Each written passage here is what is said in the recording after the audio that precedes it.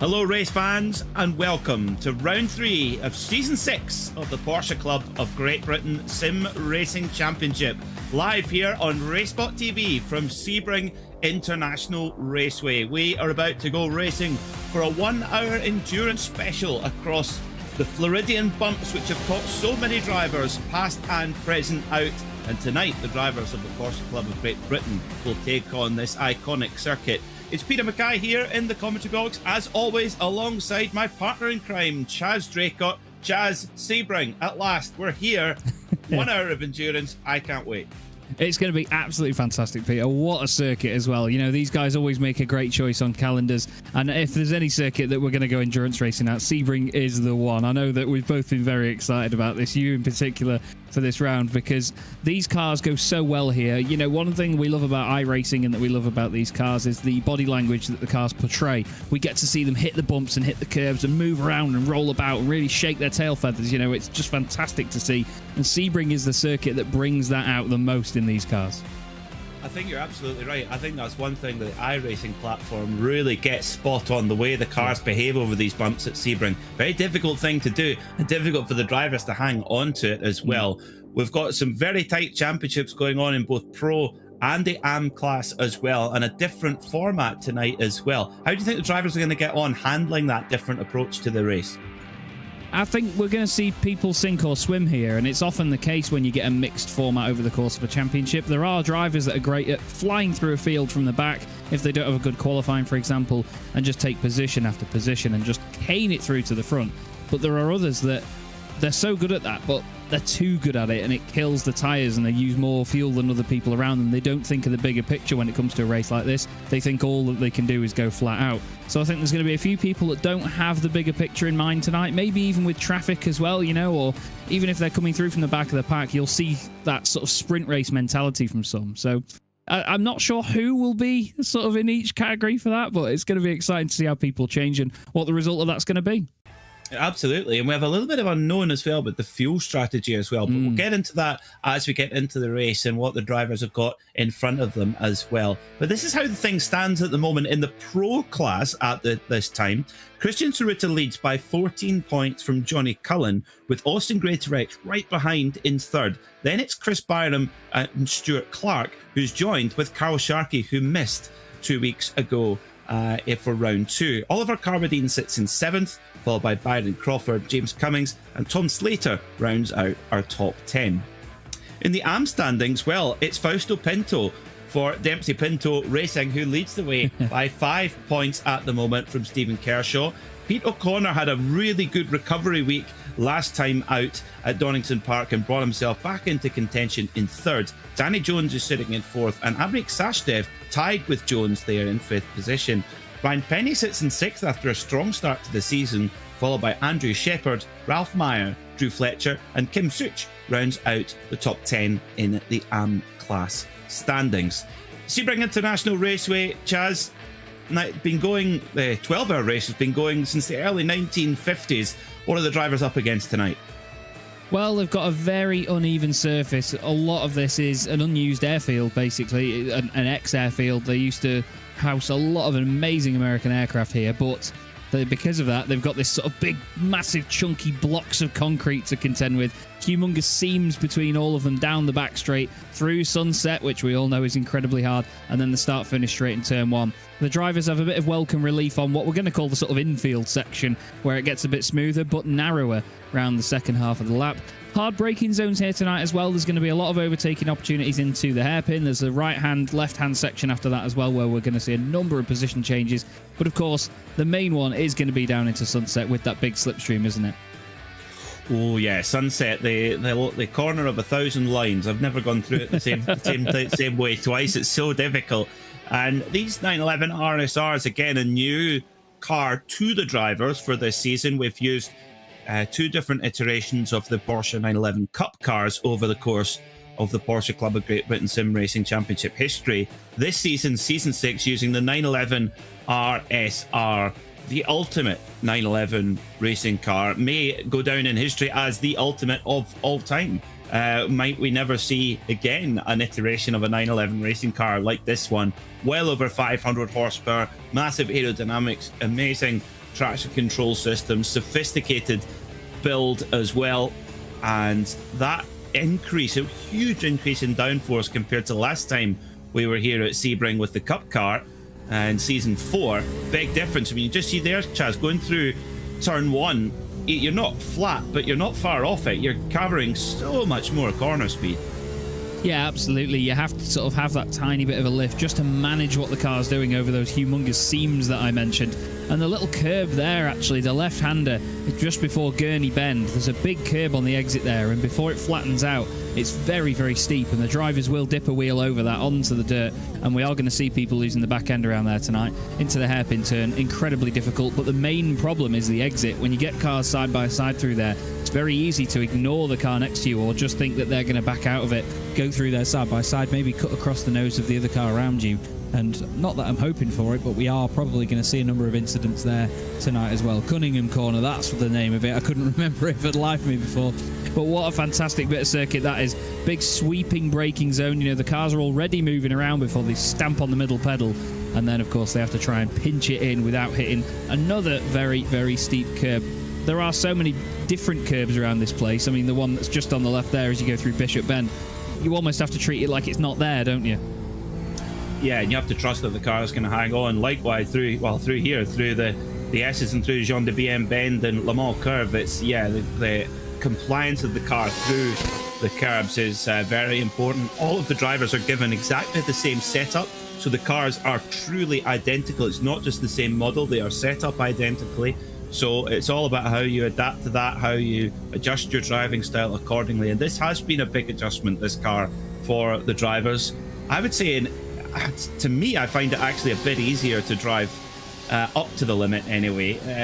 It's got a really kind of lures you in, and then once you get up to that ragged edge, you've really got to balance it on there. So totally different challenge, but at the moment it's Christian Saruta who sits on the top of our qualifying session, group qualifying session, and Saruta on pole at the moment by over 4/10 of a second. So that's a great start to the day for the driver of the Flying Bogey, the leader in the Pro Class Championship. He just ahead is Saruta, just ahead of Austin Greatorex. As I say that, Johnny Cullen moves up into second position in the 666 car, just 3/10 of a second the difference at the top of the timesheets as well. But all pro drivers all the way down to Danny Jones. Danny Jones leading the AM class at the moment, the Harry Beaubear in 13th overall.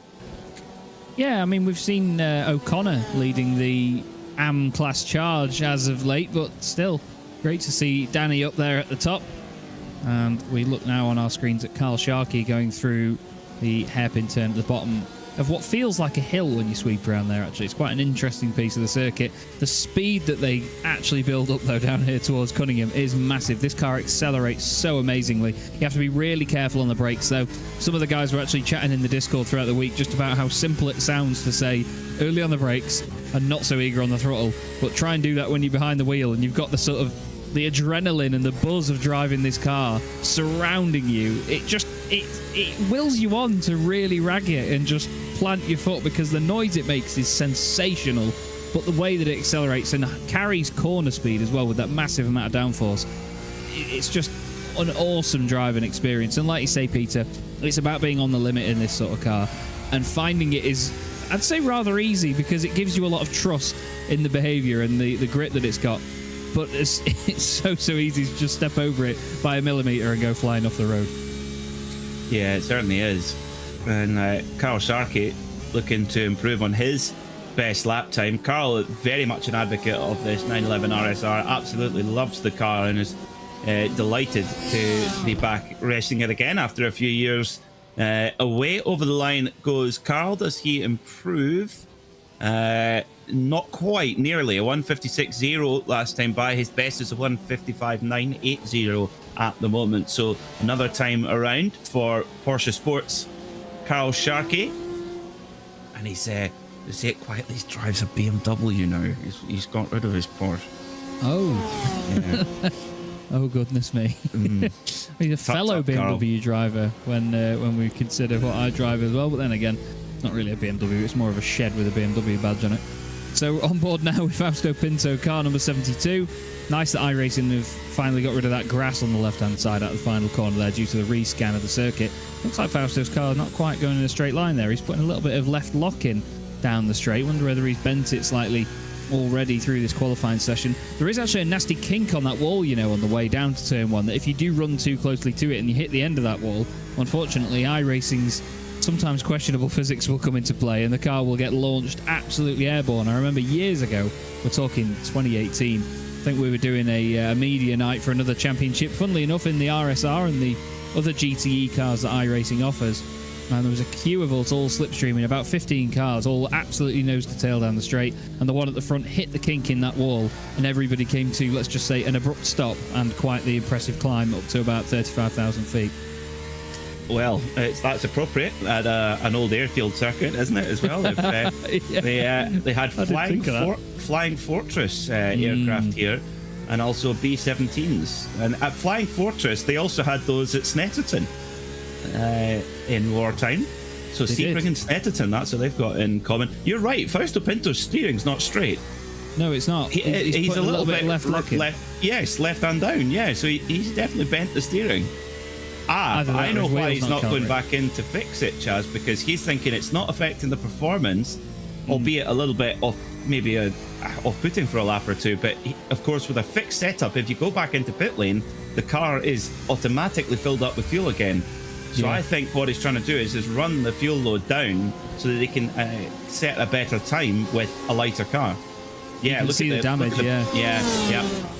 It's definitely had a clip on the wall or something somewhere, but that's the thing, there's so many bits around this circuit where you can just clip a curb or clip a barrier slightly and you can get away with it. You know, you can carry on your lap and it will not affect you too much. Even there at the final corner, very close to the barrier on the left hand side, really feisty stuff.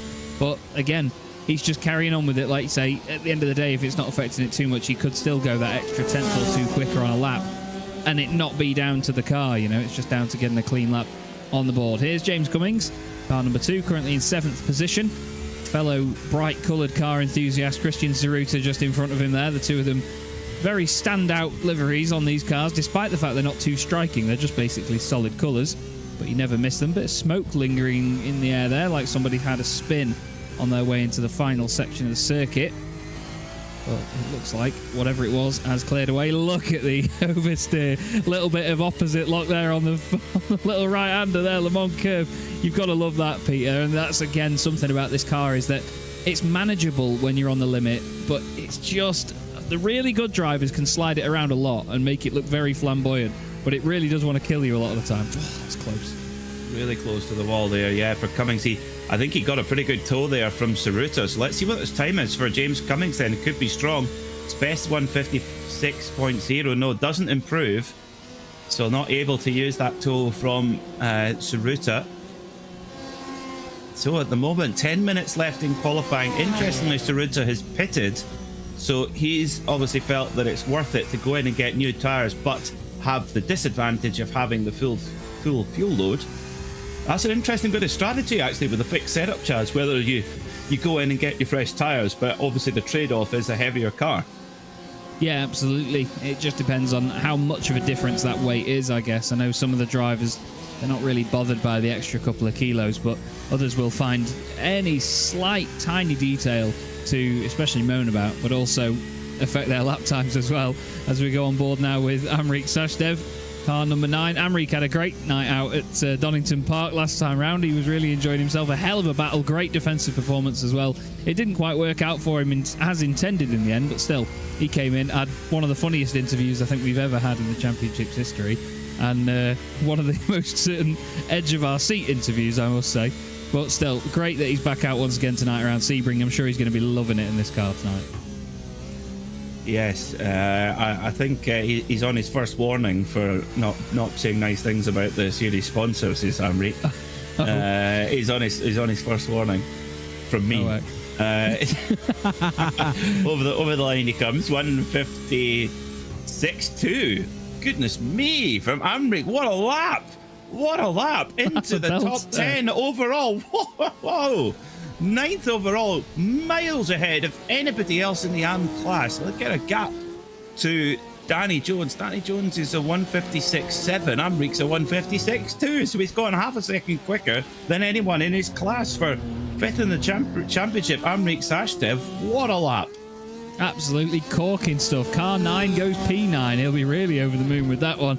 And of course, having that buffer in the classes as well, having a number of drivers between you and any rivals in your own class, that's such a confidence booster, because you know that not only have you beaten in your own class, you've beaten people that are in the class above you on paper. You know, you've beaten the quicker guys, as we would say, you know, in inverted commas. It's just great to see Amrique pulling that off. Very well done to him. And I hope that continues for his night. You know, we know how much of a good guy he is. Everyone in this series is just so great. It's one of them championships where if we had to pick a favourite, I don't think either of them was good, to be honest. It's just brilliant. It's a lovely place to be. Great community. Everyone gets along behind the scenes. And the racing is still fierce. You know, it doesn't take anything away from the racing, the fact that everyone gets on. As soon as the gloves go on and they put on their headsets and whatever, jump in the sim, they become raw, real racing drivers behind the wheel, and I love watching that. Yeah, they do. That's for certain. That is for certain. Well, you know that Amrique's going to play that clip back to all his friends in his house. He's going to get up on the big screen and say, look at this, here's when I go on pole. I put it on pole, guys. I'm going to come through and watch.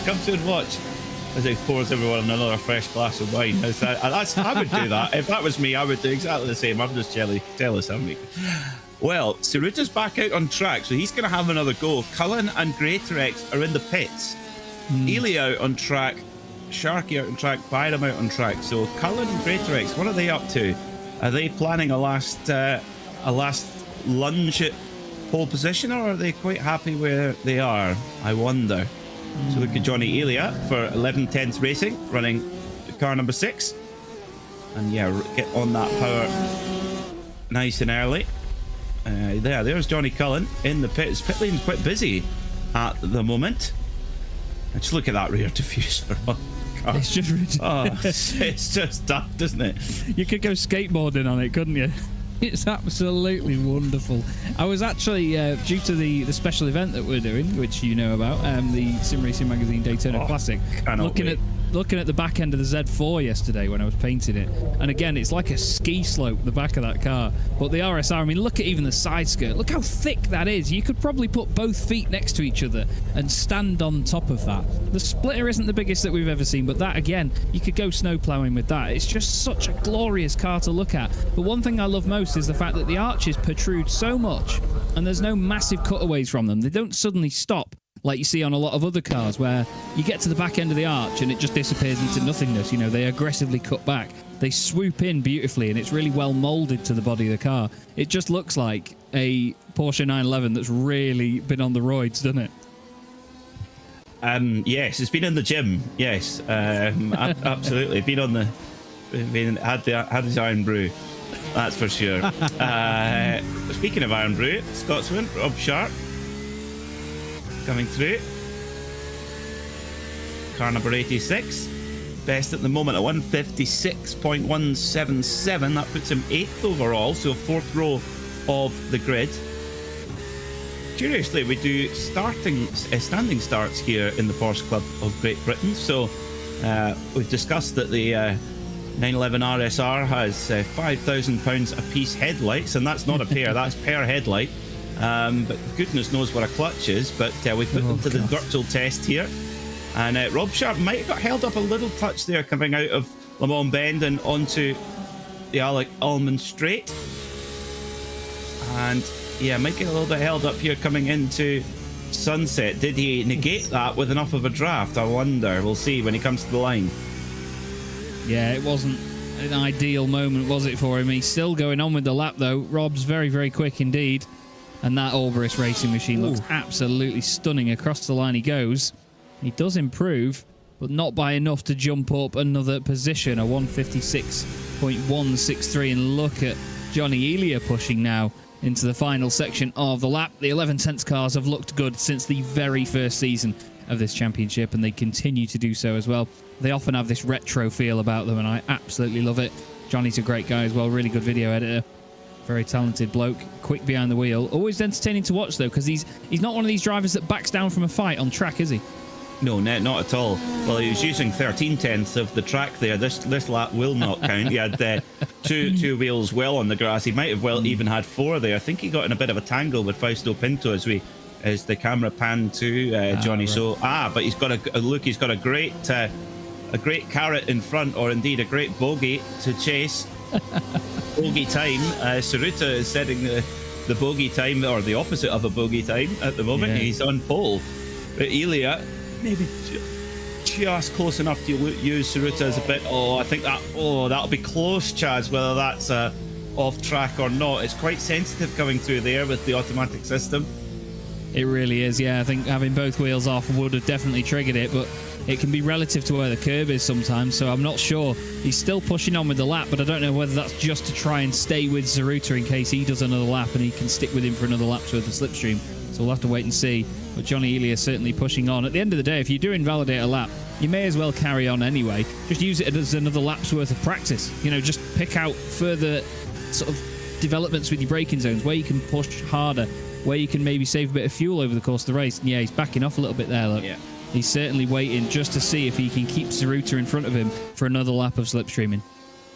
Yeah, and they also the tire, the way that you work the tire on iRacing in a qualifying scenario is very important, and each car on the system really works the tire in a different way. So some of them prefer, you're actually more trying to keep the tire down in temperature and try and cool it off. So you might actually back off to cool the tire off if you can in a qualifying scenario, and others need you to keep them in and they'll stay in.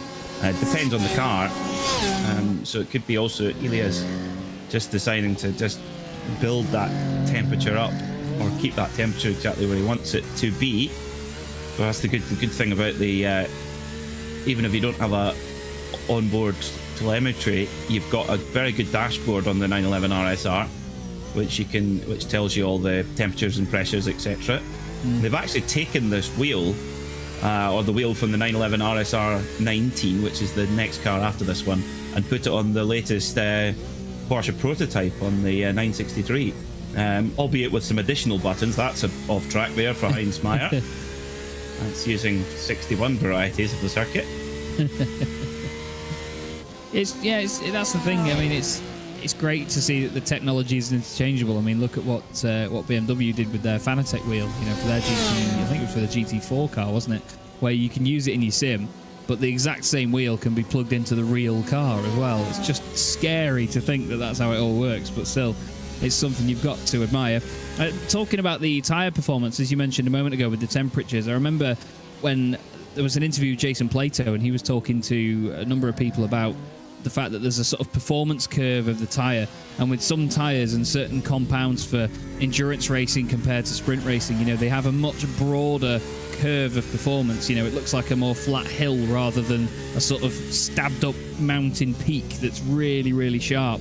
And he said that the art of older racing cars and older tyres, when the technology wasn't as sort of well developed, was keeping it in that tiny window of performance. But on newer tyres and, of course, newer compounds that we get these days, drivers can push it a little bit more, and it doesn't require as much to sort of help bring it back into that optimum window of temperature and then, of course, grip. So it's great to see that drivers still have to adapt, even if they might not have to adapt as much as they would have used to in, let's say, the olden days. Yeah, they definitely do, from year to year. That's for sure. Sometimes if you change tyre supplier as well, if it the series was a little puff of smoke ahead of Amric Sashdev there. Quite see who that was, but he's got enough. Not quite, because they will tick straight over into the race. I would imagine normally when the clock goes zero, it's move on to the next session. So will Amric Sashdev be able to finish this lap? Because normally when we do heat races, we have two races, and therefore the qualifying ends immediately. But it appears, Chaz, that we're going to get another run. I love this paint, this new paint for Austin Greatorex. That's I was going to say that's a BMW art car livery as well. Yeah, it is, isn't it? It's off the M3 GT2 from I think 2010. Very good. Yes. 11. Absolutely, yeah. Yeah, gorgeous looking thing. But I mean, it still suits the RSR. There was actually a similar one that ran in the Italian Carrera Cup Championship in 2021. Actually, had a very similar livery, but it was a lot more. The base was white instead of black, and it looked absolutely wonderful. But still, the times come through. There was an improvement for Rob Sharp again. He did a 56.09, but he did not go up a position. A best lap there for Kim Such, but again, stays in the same place, stays in 27th position. And I think, yeah, we aren't in a heat racing format tonight, like you said, so they do have a warm-up session after this, and then we are going to jump into the race. It's only a 5-minute warm-up, though, for drivers just to get sort of reacquainted and ready, grab a drink and so on. So we're not going to get long before the race, but it's nice to see that at least they get to complete their fast laps, isn't it, at the end of the session? It's always that sort of suspense of when the clocks tick to zero and we get to see the final drivers coming through. Well, let's see if Damik Sashdev can improve. I think he might have been the last over the line, possibly Christian Saruta, who's already on pole as it stands. So let's see what Amrik can do. He's looking for a 156.258. That's his best at the moment. As he comes up to the line, no, not quite going to do it, but that's a superb qualifying performance from Amrik Sashdev. He will start from 9th overall, 6 positions ahead of his nearest AM class competitor, which is Danny Jones. But on overall pole position, it will be Christian Saruta, with Johnny Cullen in second, Austin Greatorex in third, Johnny Elia in fourth, Carl Sharkey in fifth, Chris Byram in sixth, James Cummings in seventh, Rob Sharp in eighth, and Amrik Sashdev pole position in the AM class, 9th overall. Paul Goffin rounds out the top 10, Stuart Clark in 11th, followed by Byron Crawford, Paul Riga and Andrew Parker. Then it's the second of the AM class cars with Danny Jones, followed by Oliver Carwadine, Stephen Kershaw, Mark Johnson, Heinz Meyer, Ryan Penny, Ralph Meyer, Carl Hazelton, Fausto Pinto, Andrew Shepard, David Patching, Gilles Gardner, Kim Such, Drew Fletcher, Mark Elvin and Andrew Soper, your 30 car grid. Fausto Pinto with a bit of work to do there, Chaz, in 23rd overall, championship leader in AM. He's got to be careful on those opening few laps. He does indeed, yeah. He's certainly got some work to do, but I think he's definitely one of the drivers that can do it. You know, we've seen some moments from him in the past, but he's really developed as a driver as these seasons have gone on. And I can tell you from our little GT4 league that we run with hour-long races, he's really good in those. You know, he just picks off positions in the long run. He isn't one of these drivers that tries to sort of force his way forward from as soon as the green flag flies. He knows when to pick his battles in that sort of race. So this is, for some of the guys, I must admit, it's going to be interesting because they've got a couple of seasons under their belts now with the GT4s, so it may be a very different car, but they're more used to the hour-long races and the potential of pit stops and how it all works with trying to undercut people, trying to go for even the overcut, stay out a little bit longer, get that clear air for your in-laps and so on. I'm very intrigued to see if there's any of our regulars from that do well tonight because of potential practice that they've had and racecraft, obviously, that has to be developed for this sort of event. That's an interesting one. So if you're an SRM regular, you might have a strategical edge. We've got a load of budding Norbert Singers on our hands here, Chaz. Is it in your talent factory you've been running? I've not got the stream up on my side here, but I'm gonna have oh, I thought you meant someone was in the comments. Sorry, my bad. But yeah, we've got just near the I've proper had a howler there near the top end. I mean, we've got Mark Johnson's a regular for us as well. Rob Sharp, actually, Stuart Clark. We've also got Fausto Pinto at races in it. Paul Goffin, Drew Fletcher, Heinz Meyer. There's a lot of them that have come over from this. Ryan Penny's always good as well. The amount of times that Ryan Penny has had most positions gained in our championship since it began is countless. He's always the driver that makes up the most places in our race. Doesn't have the best qualifying, but he knows exactly who to fight and who not to. If someone, for example, say if there's a bit of an issue at the start and Zaruta ends up going off and dropping to the back, if he was going to fly back through the field, Ryan would know how to take advantage of him coming through to be a slipstreaming opportunity or just somebody to follow, use as a reference. There are a lot of drivers that are really good like that. You know, they don't have the quick bursts of one lap pace, but they've got the mindset. They've got the right thoughts in their head in a long race like this to make it work. And I'm super excited to see who can make that happen. So track conditions pretty much ideal. 22 degrees Celsius on the track. Absolutely perfect. And at 6 p.m. in sim time, we're probably just driving into Floridian sunset, which is a beautiful thing to see. It's this nice kind of orangey sunset, like the wonderful orange juice that is so famous of this particular area. Indianapolis 500, the winner drinks the milk. At Sebring 12 hour, it's the winner drinks orange juice. I tell you what, you think milk makes your overall smelly? Can you imagine what orange juice does to us? Oh. I've always wondered this. Does an Indy 500 winner, if you win the Indy 500 or the Sebring 12 hour for that matter, it's a career highlight, no matter who you are. Yeah. So if you dunk that, for Indy, for example, you dunk that whole thing of milk over your head, you're not going to throw out your Indy 500 winning overalls, are you? And are you even going to wash them? Are you going to wash away that greatness? Oh, I don't know. That's a dilemma. Yeah, I've never heard that asked before. No, that's such, yeah. A lot of thought's going to have to go into that. Because do you leave them stinking and mouldy but preserved? Or do you? I think you'd maybe have to get them vacuum packed or something so the smell didn't get out. Yeah, I think that's probably the only option to keep everything, to keep every element of it. But yeah, I mean, the only other option is fire, to be honest with you. When milk gets to that point, it's absolutely horrible. Oh. It was only last week my son spilt some milk on our carpet here, and you can still smell it now. It's just vile. Oh, no. And I can't stand milk on its own. But I think we need to have a PCGB champion where they have to, so you get the milk. I think they've got to have a pint of John Smith's, and they've got to have dunk the pint of John Smith's over their head if they win. They got to dunk a pork pie in it first before they went to be over as well.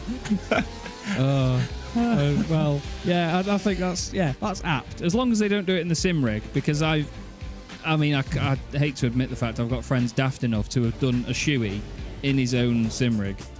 And poured it all over him, and a bit of it that ran down his arm then went into the top of his PC. Oh. Well done, Sunshine. Yeah. Oh, dear. So, from hero to zero. Absolutely. Well, I don't think he even won. I think he got a podium or something. He was just so happy about it. He did a shoey and then broke his PC. It's just like, that's rock and roll. Moron. That is rock and roll. It is. Warm-up's just finishing though, Peter. I'm sort of getting ready to get comfy here in the seat, and this is going to be one awesome-looking, awesome-sounding, and very entertaining race. It should well be, and this is how they're going to start. Christian Tsuruta and Johnny Cullen start on the front row, alongside Austin Greatorex, Johnny Elia, Carl Sharkey, and Chris Byram.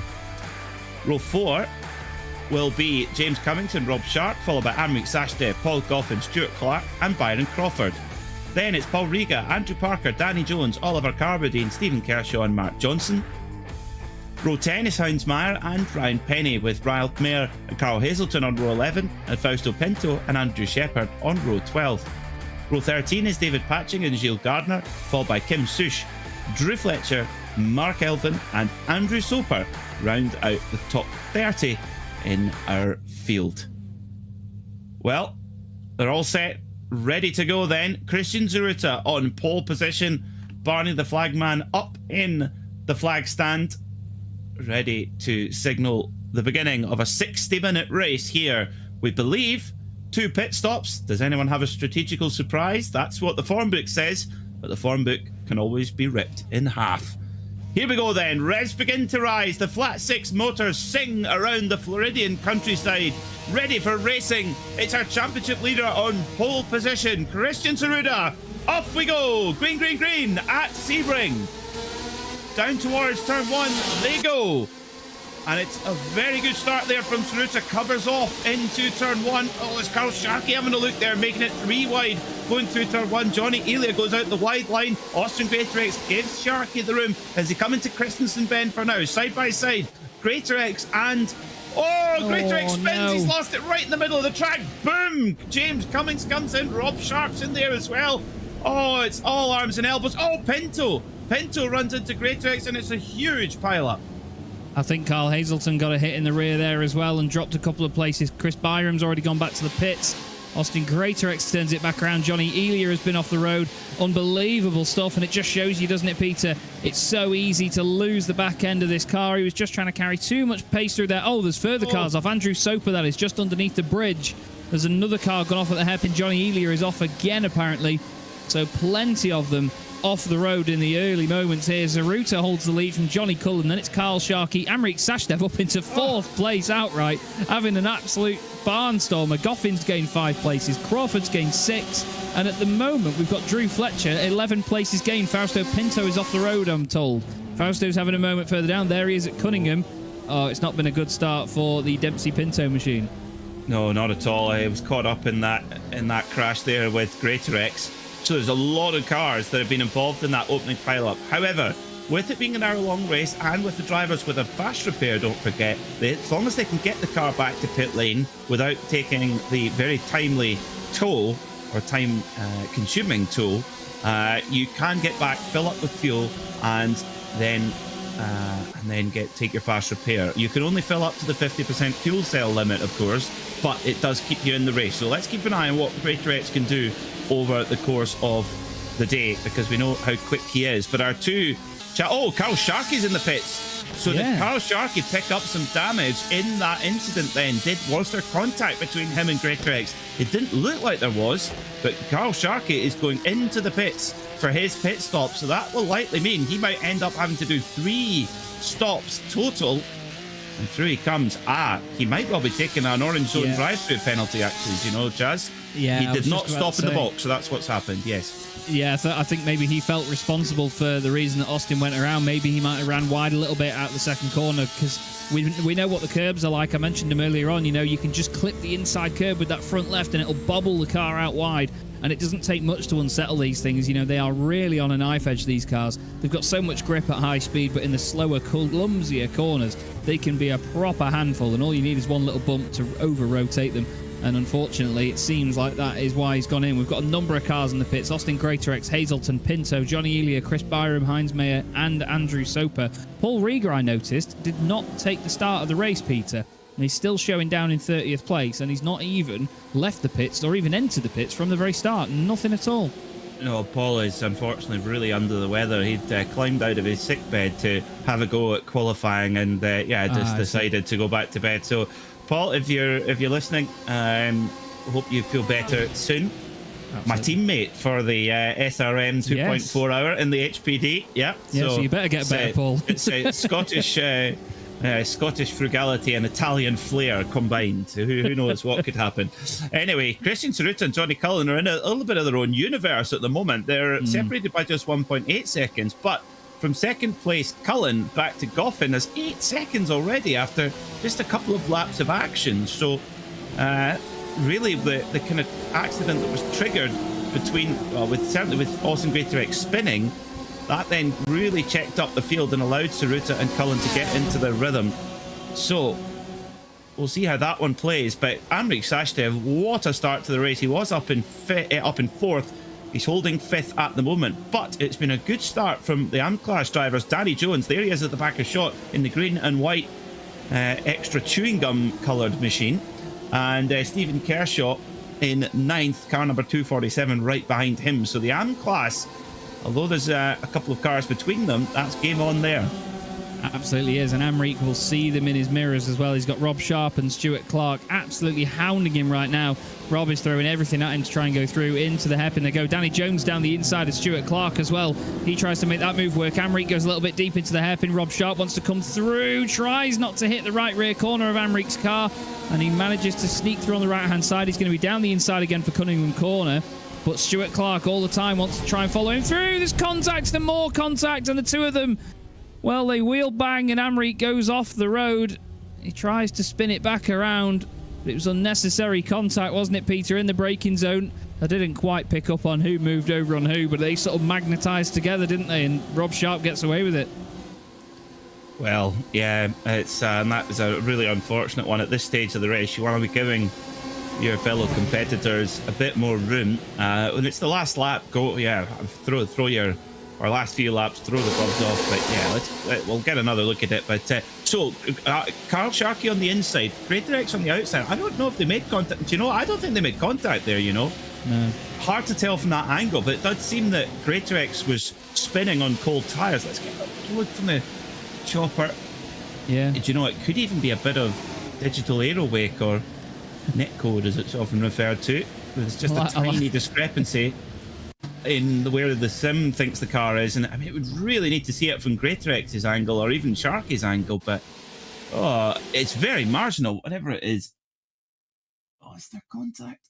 No, I think the back end's already. At the end of the day, it's already away. Yeah, the back end's already going, and if it would have been something that unsettled the back, it would have involved the front of Sharky's car, wouldn't it? Really, would have nerfed him. That's a big hit from Cummings, and Rob Sharp got lucky there as well. You know, he had 2 bits of contact with Austin's stationary machine, and he's still somehow at race pace here. This is what happened with Amric then, down in towards Cunningham Corner. Rob Sharp on the inside, Amric on the outside, Peter.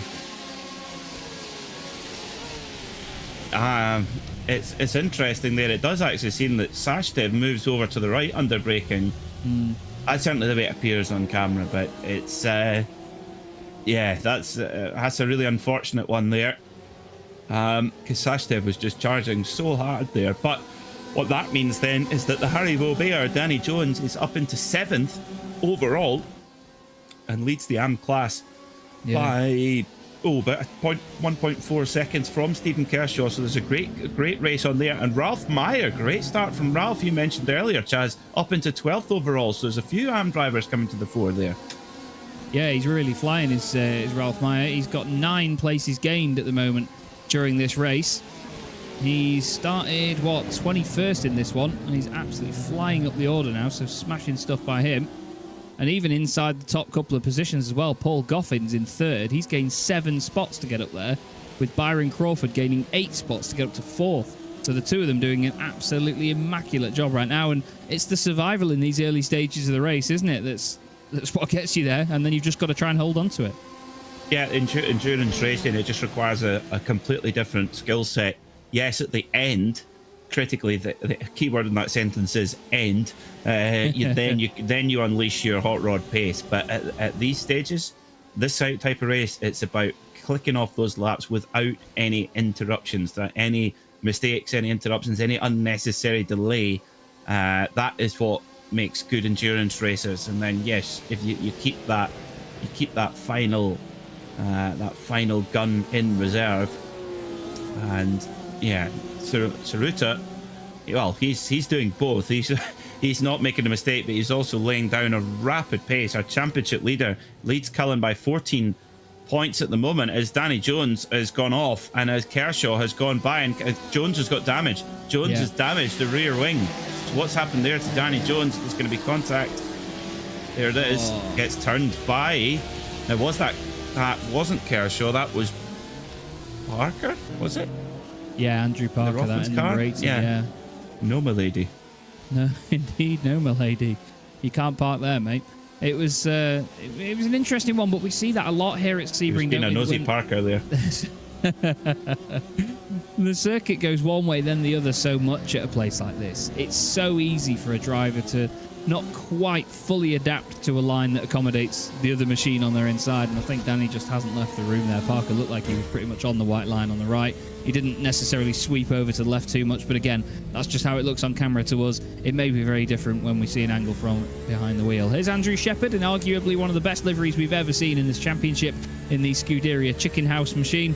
He's chasing down Kim Such right now in the very bright green number 61 car. Now, the two cars ahead of them both started the race in similar positions. It's Mark Elvin and Drew Fletcher. They started in 28th and 29th, and they're up to 14th and 15th. They've gained 14 spots each up to this stage, and it's been an epic performance indeed, but the battles still rage on here with Kim and Andrew right behind. Yeah, Mark Elvin's certainly never shy of... such spins! Such spins coming out of the long curve. And hangs on to it. Very well held, but the RSR biting Kim Such there, and has to try and get back up to speed as quickly as possible. But that was a bit of a tank slapper moment there for Kim Such. Yeah, it really was. Green with blue wheels. It's jazzy, that's for sure. But yeah, Mark Elvin is never shy of putting his car in as firm a defensive position as possible in the aid of keeping ahead. So Andrew Shepherd, moments such as the competitiveness of that. In fact, excuse me, Andrew Shepherd is not running he is running the Scuderia Chicken House, of course. I'm getting myself mixed up there. I've had a shocker as well, Chaz. That's 1-all. Yeah, that's 1-all. But yes, the chicken house there, that's brilliant. I love the sunglasses of the chicken as well. But yeah, like if you watch Mark Elvin here in the Martini car, or the Dirty Mankini car as it's become known, look at that there, just straight to the defensive line and covers it off under braking as well. It's quite difficult for the car behind to sort of know how to approach it. Do you know, just wait for your opportunity? Do you wait for Mark to make a mistake, or do you risk going up the inside and risk that kind of movement under braking? It's what Verstappen made himself quite unpopular for in his first couple of years in F1, I seem to recall. Yeah, you're absolutely right, and that's the thing. You have to always consider what is the biggest attack you can make on the driver in front without crossing any sort of line for what is acceptable and what's not. You know, we've both seen it in our time. Even just watching sim racing, Peter, people love a good send up the inside when they know that the other car has to make a compromise to still let them make the corner. And we obviously don't want anybody making such sends. But here is the aforementioned slipstream that we have down towards Sunset Bend. Andrew Shepherd moving to the right-hand side of Mark Elvin. Mark doesn't want to give him all the room in the world. He says, no, there's still a Porsche RSR-sized gap there, sunshine. And he tries to squeeze him to the inside wall. And now down the inside, James Cummings wants to have a go as well. He's making his way back through the field after having a big incident near the start of the race. He's actually 9 places down on where he started, but now moving past Mark Elvin, he goes up into 16th place. Mark now has to switch his attention to Gilles Gardner just behind him. Good to see Gilles back in the championship again, isn't it, Peter? He's a very talented photographer, and even in the sim as well. He's very good at this sort of stuff. And a true scholar as well, a true scholar of Porsche history, which we've had many nerdathons on direct message on Discord together, have Gilles and I. But yeah, that was Andrew Shepherd there in the Korea Chicken House car. Really, he'll be breathing a sigh of relief there, because he wasn't just alongside, he was pretty much past, and Elvin sort of turned in, and Shepherd was there. They were lucky not to tangle there, so they both carry on. But yeah, that's fast going into that corner. You're tucking in 6th gear, dropping a few gears as you kind of go through the corners and braking all at once. There's a lot going on. The last thing you need is getting clipped as you're making your way past, but they carry on nonetheless. 46 minutes to go now. Fuel strategy. The cars have been reduced to a 50% fuel limit. We believe they are going to need 2 fuel stops, probably a full one and a short one. Where the drivers take those stops, that's the question. Absolutely, and you know, they've got a good few slipstreaming opportunities over the course of a lap here as well, so the drivers that really know how to play the bigger picture, they would have sat behind somebody, not gone for a move every single time they got slipstream, and just tried to save a little bit of fuel. Mark Elvin's gone a little bit hot into Le Mans there, and down the straight they go. Gilles Gardner gets a bit of a run on the right-hand side. Is he going to get the same treatment? Nope, he says, I'm going to turn the cloaking device on, and I'm going to disappear for a minute, not let Mark know where I am, and then pop back in right at the right moment, almost like he planned that one, and sneaks through down the inside into Sunset Bend. Again, corner of 1,000 lines, as you said, Peter. So many people taking different swooping lines, early apexes, late apexes there, and the positions change around, and now Gardner gets ahead. Oliver Carbadine has been into the pit lane, but by the look of it, I can't actually see how long he's been stationary for. I'll try and find out.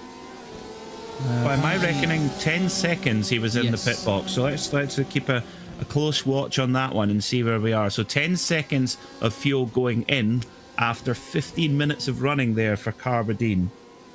We've got Mark Elvin has been off the road, unfortunately, and jumped back to the pits. It just flashed up on the timing there. He's gone all the way down now and is sat in the pit lane, unfortunately. So something has happened to Mark. Now we've switched away. A bit of a Chaz curse, that. It's a weird one. Sometimes commentators' curses are when you mention somebody or say that they're doing well, they'll all of a sudden have an accident. But my curse tends to be that when we stop looking at someone we've been looking at for a while, that's when they have a moment. So I've had drivers before saying, please don't give me too much attention on the broadcast that you do, because as soon as you stop looking at me, I'll have a crash. And it has been very, very true in most cases. We look here, though, at the podium position battle. Paul Goffin. This is what happened to Mark Elvin. Out of turn 2. Whoa.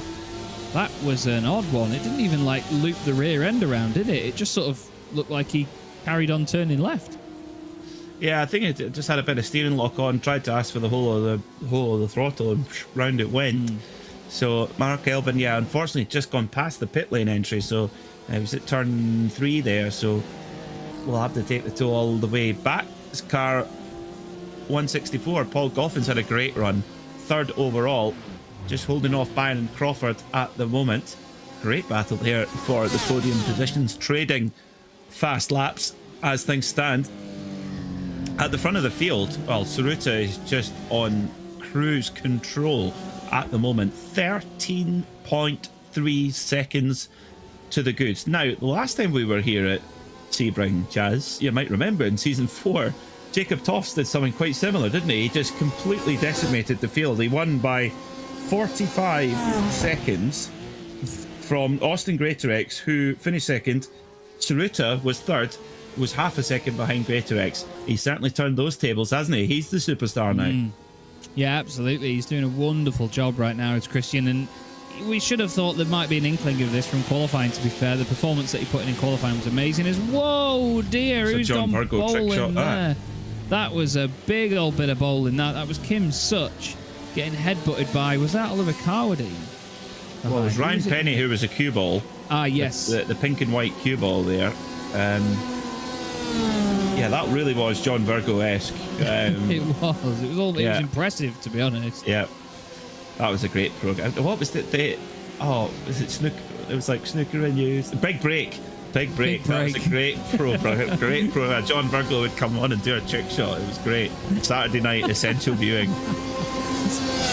We don't quite have those facilities here at RaceSpotTV, but I think it'd be entertaining all the same. Biff.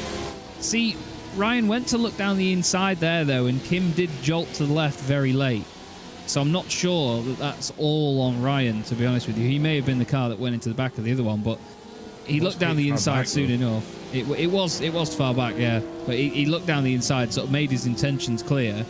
And then Kim, for me, moved an entire car's width over to the left, so I don't know where it lies fully, but we'll see, I guess, from what the stewards say. But back to these guys.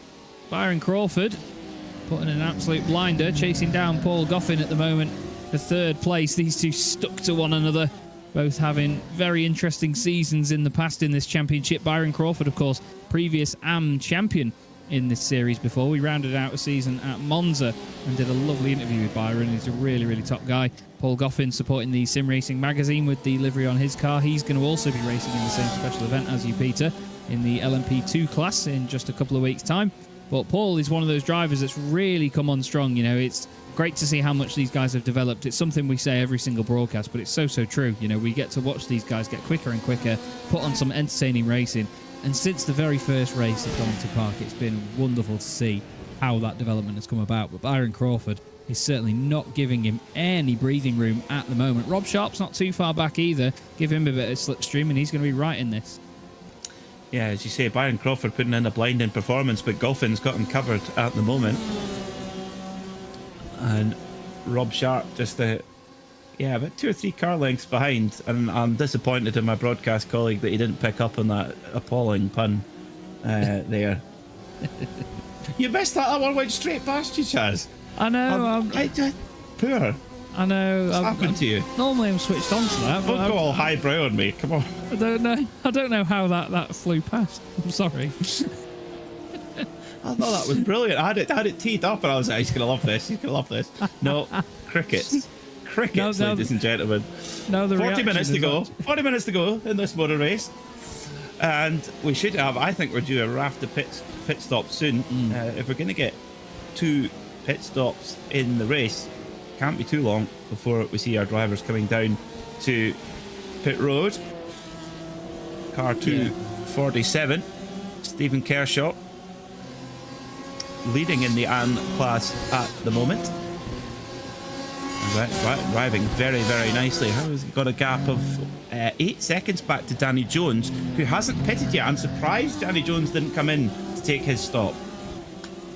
Yeah, he's got Mark Johnson right behind him as well as Stephen Kershaw, and it's another pro driver then Carl Sharkey, so he's got a bit of room back for Danny Jones. But you're absolutely right. You know, I think Danny's just making the most of what he can with the car at the moment. I think we saw it earlier in qualifying with Fausto Pinto. You know, he doesn't want to sort of let a little bit of damage affect him too much. It might not even feel that bad, to be fair. It might just be sort of aesthetic damage at this point in time.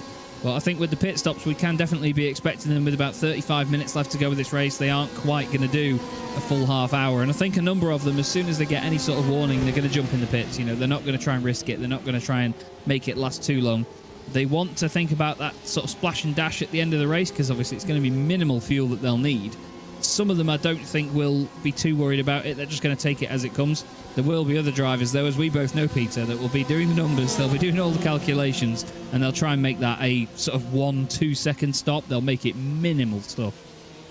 Yeah, and that's what the drivers who have put in the practice and run through the scenarios. They will reap that benefit to know what works in practice. As Carl Sharkey makes a move, he's on the recovery drive up to 9th after taking that orange zone drive-through penalty, where if you believe you have caused an incident on lap 1, take a drive-through penalty. Very much up to the discretion of the driver and their sporting attitude that all drivers are expected to do so if they determine that they've been at fault. And do you know, I think it was very noble of Carl to do that. I don't know if I'd have put that on him, but it was hard to tell from our angle. Maybe he felt a bit of contact and felt that was then his duty to do so. But nevertheless, it's been a great comeback drive from Sharkey. 156.5 last time by. That's quite a lot quicker than the cars in front. In fact, that's quicker than Johnny Cullen was last time by in second place. So Sharkey really on the move here. And actually, Danny Jones's pace isn't bad, considering he has a seriously deformed rear wing, which will not be helping performance. His pace is okay, so I guess Chaz, he's just trying to get it to the pit stop and get a fast repair, and he's still right in this race. Yeah, that's it. He'd lose a lot more by having that extra stop than he would for just continuing on with the stint that he's on and just drag it back home in the shape that it's in. We've got Rob Sharp and Byron Crawford swapping places, by the way. Rob Sharp now moves up into 4th position. So Byron Crawford, seemingly the one that was attacking Paul Goffin before, has now potentially made a mistake and dropped back. Rob Sharp did his personal best lap on the previous lap as well, so he is absolutely flying now. Here's the Orberis racing machine. Gorgeous looking race car this as well. Rob's done a great job on the livery. He's a top bloke to speak to as well. And now he follows on with Paul Goffin, and into the pits goes Byron Crawford. He thinks, right, I've been overtaken. I'm not going to let it get to me. Let's have a reset and we'll go back. This is what happened then, and you can see this is going to be a mistake, isn't it? Byron goes in way too deep, snatches a break. And, well, Rob doesn't need to be told twice, does he? He's close with the rejoin, but still gets away with it. And Rob Sharp now will be a very happy boy up in 4th, chasing down Paul Goffin. But Byron did take that reset there, Peter, and it's important to do this, isn't it? Nip into the pits when you can. Just sort of get yourself back in the game. Just hype yourself up again. Get the car ready. Get it in optimum conditions and optimum sort of condition in itself, and get back out there and put some laps in. He's been in the pits for 25 seconds so far, though, and we'll have to see how long the pit stop's going to be. He's not had I think he's sped coming into the pit lane. Yeah. I think he might have. And unfortunately, there's no option of a speed awareness course to get off with it, unfortunately. Dear, that's a... Yeah, I mean, Carbadine took on 10 seconds of fuel. If this is about 50 seconds with Crawford, then we know, don't we? Yeah. Oh, Byron. Well, that I was going to say... Oh, dear me, his Greatorex has a bit of a... And Elia and Greatorex have a bit of a heart-starting moment with the car going slow there in the line. But yeah, I was going to say if he hadn't got a speeding penalty there, Byron Crawford, coming into the pits was a great idea because it would have cooled the tyres back down, because when you lock the tyres up on this tyre model, it really does spike temperature through them. But Greatorex on the fight back as well after that early incident. He knows he's got to do 2 more stops. So he's there in 16th. Leader in the pit lane. So Christian Tsuruta is in the pit lane then, in the flying bogey. So he comes in with 34 minutes to go, 26 minutes in. How much fuel does he put in? We saw that Carbadine put 10 seconds worth of fuel in after 15 minutes of driving. What is our race leader, Tsuruta, going to do? That wasn't very long, Chaz. 12.6 seconds in the box for Tsuruta, but that's a good fill. Yeah, it is. He's absolutely brimmed it, whatever he can with that 50% limit. And he's come out with not a massive amount of traffic around him either, to be fair. He's got Andrew Parker just in front of him by a couple of car lengths, and then behind him, he's got Stephen Kershaw in 7th. Now, those guys obviously have to pit soon as well, so he's not got much to worry about. He just might get in a little bit of a scrap with Andrew Parker here if he's quick enough to get back up to full speed. The full pit stop time, by the way, for Byron Crawford before was 55.3 seconds, so yeah, it would have been, it's usually, I think, is it 40, 42 seconds? 40. Yeah, 40 seconds that you get for speeding. So what, it would have been 15.3 for him to have a usual pit stop anyway, so he's definitely had some sort of speeding penalty there, I'm afraid. I think Carl Sharkey's got one as well. Oh yeah, he's been sat for 33 seconds. Yeah, Carl Sharkey's got one too. Unless he's got required repairs. Because of the damage. Because of damage, but I very doubt about much that. We haven't seen anything of Carl Sharkey getting in any incidents that he couldn't have used his fast repair for, because last time he went through the pit lane, he didn't stop, so he's still got his fast repair. That looks to me like a speeding penalty for Carl Sharkey after all that hard work. Oh dear. 57.4. That's a long time when you know that you should really only be stationary for 10. That's going to be hard to accept that as well. And I mean, we've both seen it before where drivers have had a mishap like that and they've just, you know, the toys come out the pram then and you just throw the towel in and they give up. But, you know, Carl, fair play to him. He's cracking on. He's back out there. We've got now Johnny Cullen still carrying on, though. He's done another lap extra as well as this one that he's just started now. Is Johnny Cullen is the reason why Tsuruta has driven away from him so much, is it because Johnny Cullen has been fuel saving massively to be able to hit that half an hour mark? Now he's only got to do one more lap, and so if Johnny Cullen either comes in the next lap or even better the one after, he will be able to do it on just one stop. So yes, Tsuruta's driven away, like it made Cullen look quite ordinary, but Cullen has been bluffing us. Yeah.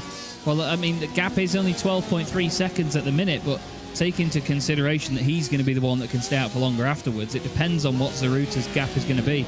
The entire pit lane time, if I have a look at this, let's have a look at Tsuruta. He was in the pit lane from start to finish, from the cones at the beginning to the cones at the end, including his pit stops, 43.2 seconds. And it was, what, about 18, 19 seconds when he came in, the lead to Cullen.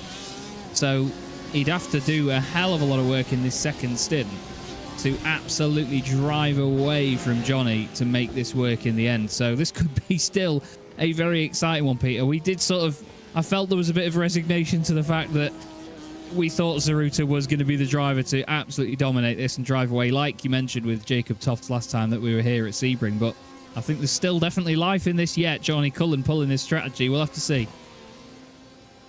I think that's what Cullen's done. Well, this will be very telling. Does Johnny Cullen come into the pit lane here as well? Does he stay tight coming around Sunset? No, he doesn't.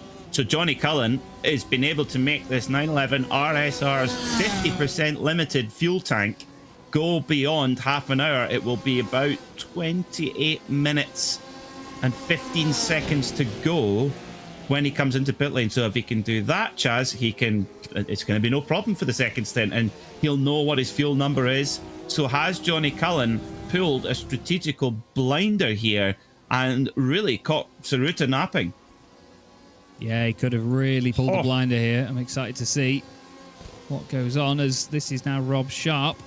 I reckon we could get Blinds to Go to sponsor that. Buy them the Blinds to Go Blinding Strategy Award. That would be really the Pull the Wool Over Your Eyes Award from Blinds to Go. Pull the shutters over your eyes. The Blindside Award. Oh dear.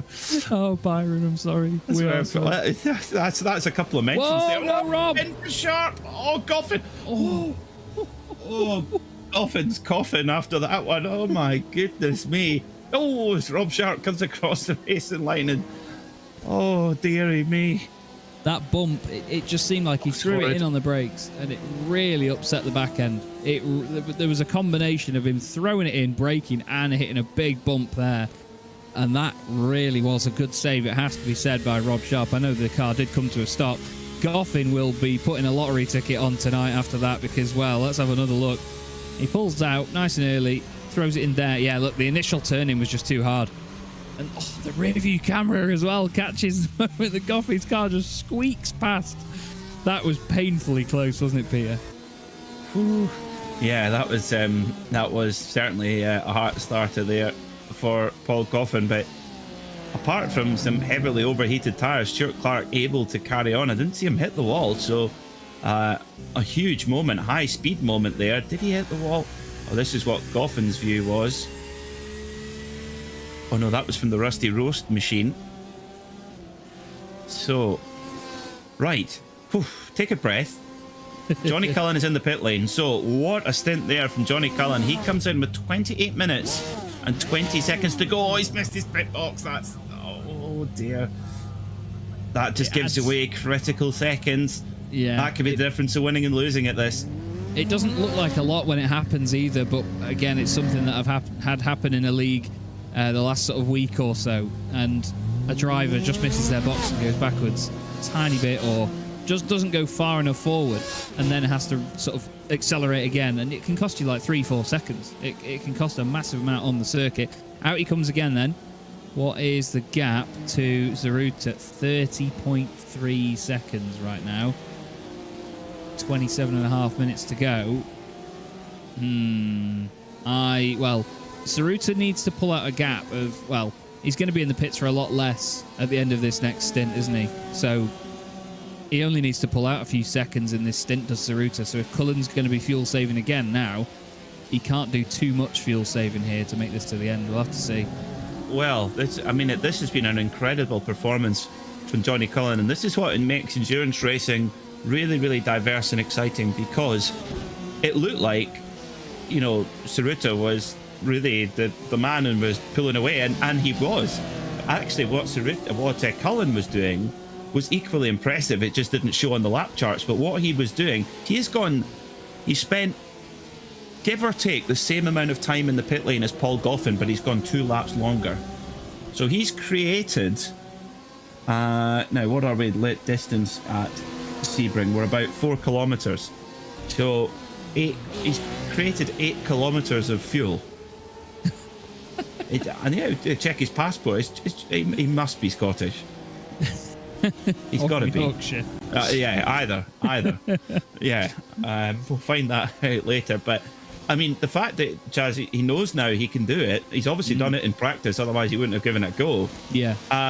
He knows he can do 31.5 minutes. So 28 minutes, no problem. In fact, he can actually go a little bit harder than he did in the first stint. Yeah, that's true, because in these conditions as of right now, in clear traffic, and that's without having any slipstream from some of these back markers that he's reaching now, he knows exactly where he can fuel save, how much he can fuel save, and whether he needs to do more or less. And now he's going to use that relative to the time that's left in the race and calculate it on the fly. And that's what amazes me about some of these drivers, is the calculations they do on the fly. As Fausto Pinto goes past David Patching, he's now moving out of the way of Kim Such and Johnny Cullen, as Kim Such moves very much out of the way of his fellow green car enthusiast. I think Kim might have gone in the wall there, actually. He disappeared for a long time and he's still off the road, unfortunately. They're all jumping out of the way there to let lap traffic go through. That's Amrit Sashdev going through as well. He's on the back of... Why is Amrit that far down? Crashed earlier on. Oh, he did, yes. Apologies. Yeah. For some reason, I still had him as like 4th place in the back of my mind. It's trying to keep track of where everyone is in a race like this. It's more difficult than sprint racing. It's a brilliant. It's kind of like an endurance sprint, isn't it? It's an hour, but there's a lot going on in that hour. It's not just a dash to the flag, as Johnny Cullen is demonstrated. Now, interestingly, we thought that Cullen had just missed his pit box. Well, maybe Zaruta did as well, because their pit lane transit time is identical, 24 seconds each. Zaruta took 7 seconds less fuel, but their pit lane transit, pit lane line to pit lane line is the same. So, yeah. So where are we? So 30. We saw James Cummings take we saw him take 18 seconds of fuel. Okay, so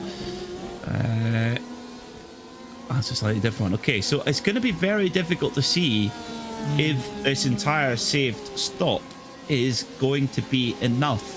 I think it depends on the next 10 laps or so, Chaz, so we get to about 10 minutes to go, because at the moment the gap between Tsuruta, our leader, and Johnny Cullen is 33 seconds. Now, Tsuruta only took 36 seconds pit lane line to pit lane line at his stop and took on 12 seconds of fuel. He won't need to take on as much as that in his second stop, so of course then his pit stop time will be less. So I think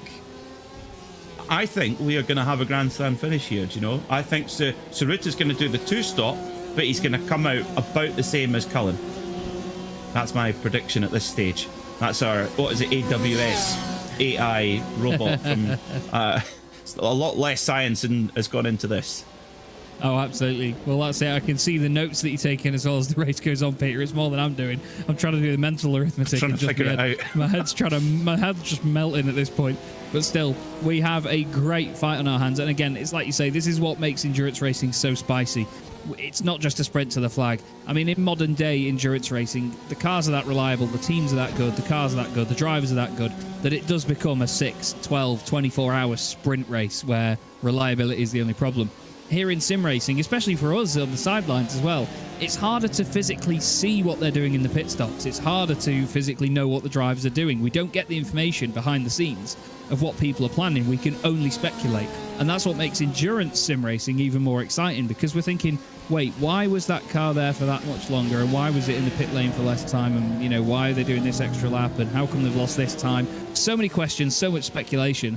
I love it, and I absolutely love the fact that we've got one of these races on our hands now. Danny Jones, the guy we look at right here, by the way, has done it was Andrew Parker, who's just up the road, did a purple sector 1 on this lap, so he's certainly on the pace in certain areas of the track. But we've got Danny Jones and Mark Johnson having a scrap now. Danny Jones hoping to go after Stephen Kershaw for the lead of the AM class. Danny Jones has got more damage on the rear. His rear wing has been repaired, but it looks to me like he's got damage on his rear left bottom corner, just around the diffuser and the tail light there. How much effect that'll have, I don't know. As Mark Johnson's just picking up a slipstream. Not too much. I mean, Johnson was in his slipstream there and didn't go by.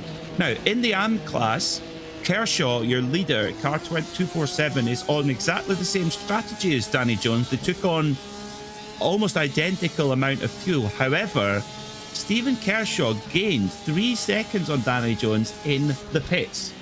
So they put the same amount of fuel in, same time at the pump, but Kershaw was 3 seconds quicker. So that means he's been harder on the brakes coming in, and he's been earlier on the throttle coming out, and he's hit his pit box perfectly. So Kershaw, actually just pure execution, has gained himself 3 seconds.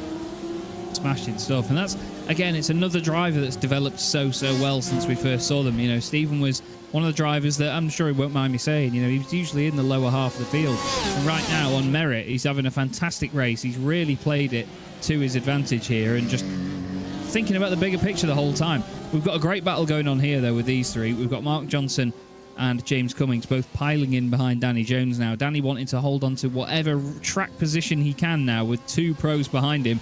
He knows that he's not battling for them sort of vital championship points in the class that these guys are in. But Mark Johnson now, he's in that horrible situation where he's trying to attack the car in front while not compromising himself, come under attack from the car behind. And that car behind is certainly no slouch at all. It's James Cummings, and he is certainly going to be filling the mirrors with the orange RSR that he's driving now. And Mark is going to be feeling the heat before too long in the Legends Racing machine, this gorgeous Stars and Stripes livery that he's got in the car. But Danny's going to be watching it all unfold in his mirrors, and he just needs to pick his battles. Mark takes a very long sweep out of Le Mans, makes sure that he gets a run on Danny. It doesn't seem to be that big a run, though, and Cummings has got a better one. He's looking to the right-hand side a little bit early, the 3 of them closing in on one another. James Cummings pulls out way early. Mark Johnson then pulls out as well. He's going to go down the inside of Danny Jones, and Danny lets him go. He says, "Now, we're not going to bother fighting here." It's smart stuff, isn't it, Peter? You need to pick your battles in a race like this. He's got a few positions ahead of Shepherd behind him in the AM class. He didn't need to fight that, and he didn't. Fair play, Danny Jones.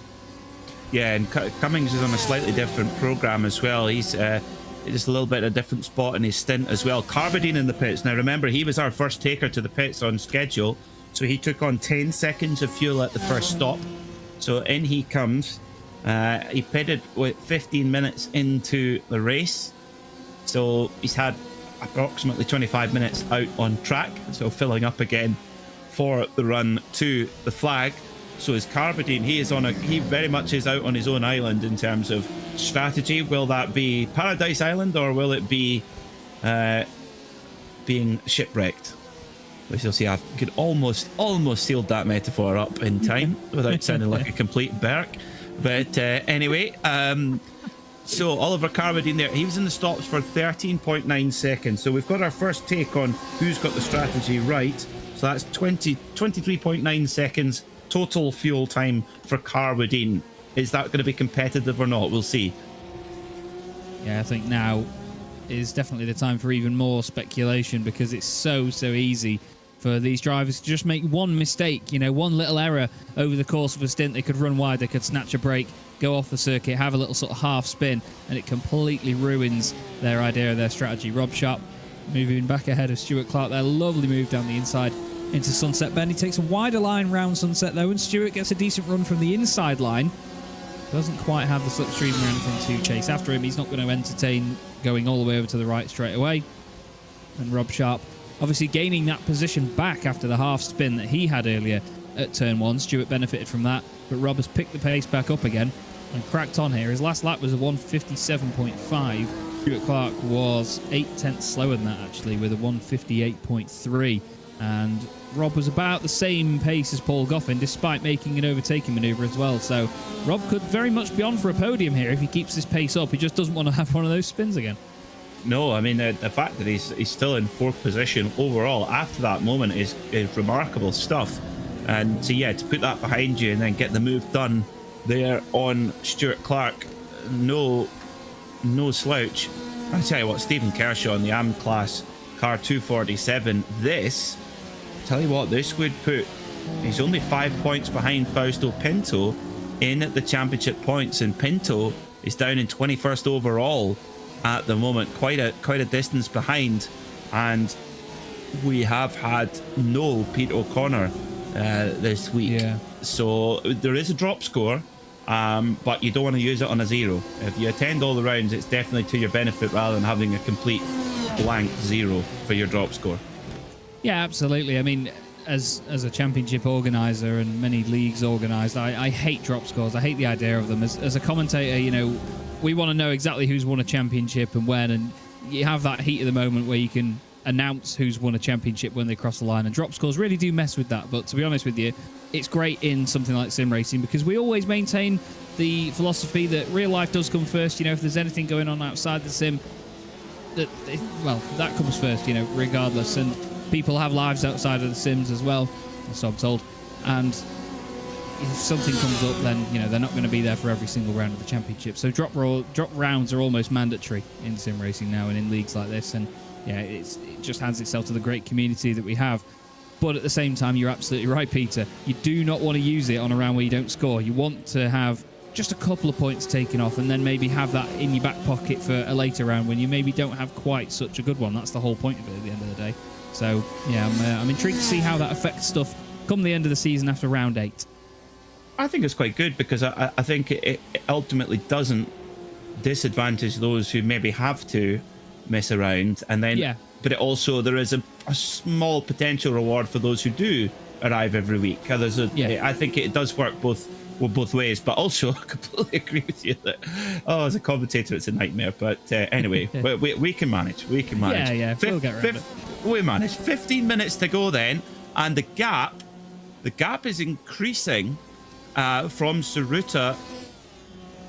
Speak of the devil, has just come into pit lane, so that's interesting. It was increasing, it's now not, because Tsuruta's coming down pit lane, but Tsuruta's pushed hard for a few laps to try and put that time into Johnny Cullen. I think Tsuruta still does have a pace advantage, but, you know, is it going to be enough? Is it going to be Cullen? Is it going to be Tsuruta? We really don't know until Tsuruta comes out of the pit lane. He's in the box at the moment. That fuel going into that 911 RSR as Cullen is coming around the final corner now. Who is going to come out on top? Tsuruta is about to leave his pit box. He's taken on 12 seconds of fuel. There is Tsuruta. Where is Cullen? He's not even into turn 1. No. So 2 stops for Saruta has outdone Cullen's 1 stop. So that full push strategy has worked for Saruta. Yeah, absolutely amazing stuff. The fact that, you know, it's not even taken him to the point where Cullen's had to do his 2nd stop to see how that levels out. You know, Cullen didn't even get ahead of him after Saruta had stopped twice. That is the pace difference. I mean, it's very impressive pace from Saruta. You could argue that, yeah, that's only because Cullen wasn't giving it everything in his first stint and he was trying to save fuel. But at the same time, Christian still had to negate an entire pit stop's worth of time, regardless of whether Cullen was fuel saving or not. And we know how fast Johnny is anyway. And for Johnny to have been fuel saving, you know that the pace would have still been faster than most of us anyway. So absolutely massive props to Christian Saruta. That is really, really impressive. He just now needs to keep it on the island, push to the end, and he's got the job done, and it's going to be an incredibly impressive result if he makes it work. I think it's also going to show that what we saw before the pit stop cycle began is that Saruta and Cullen are in their own universe. Oh, yeah. Because once everybody else is taken, I mean, Goffin's still to stop, Sharp is still to stop. In fact, there isn't many behind Saruta and Cullen who are fueled to the end of the race. So whereas Saruta and Cullen are the only caveat to this might be, Chaz, and I doubt that's the case, but the only caveat might be is that Saruta's put in as much fuel or as little fuel as he dared to make sure that he got out and got track position. But is he truly okay to go to the end of the race, or does he need to fuel save as well? Does Cullen have enough to go full rich? Those are the only questions remaining. We'll see. It'll be about 7 laps to go, I think, at the line. Yeah, I think maybe 6. Yeah, I think you're right. It might just, they might just creep under 7. But with with the fact that he took 18, 19 litres of fuel, seconds worth of fuel earlier, a lot of these guys did anyway, to take 12 again, I think you're right that he might have taken a bit less just to make sure he stayed ahead of Cullen and got that mental advantage as well as track position. But I still think that he's going to be all right to the end, considering that when he came out, it was 13 and a half minutes, as opposed to doing the sort of half an hour that they would have done before. So, yeah, it might still be on the edge. You're absolutely right, but again, we have to only speculate at this point and wait to see what comes about. I'm intrigued by the battle for 3rd place, though. Paul Goffin and Rob Sharp are only half a second apart from one another. So Rob Sharp is putting in an absolute blinder here. Really good pace from Rob. Very impressive. Good resolve to make sure that he came back from that earlier spin. It was his own mistake, his own problem. Paul didn't sort of punt him off the road or anything, and now he's right back up behind the SRM machine. And let's not forget, Goffin started 10th on the grid in this race. He's into a podium spot, 7 spots gained. Really good drive. And this will be a battle on the road, because they are on a very similar strategy. They were 0.1 of a second separated them at the pumps. As Sharp's going to try and go around the outside. Goffin hits the curb on the inside. Well held. Well held. Oh my goodness. Now, to be fair to Goffin there as well, if that looked clumsy, folks, it wasn't. I think when he saw Sharp going around the outside, tried to give as much room as possible to Sharp and just clipped the curb he was not expecting. But what reactions there. Look at that. Nearly plows into the side of Sharp. All arms and elbows. That's well. Oh, and it tries to snap back at him again, and he's like, no, down, boy. What a bus. Yeah, down. Yes, have a chew.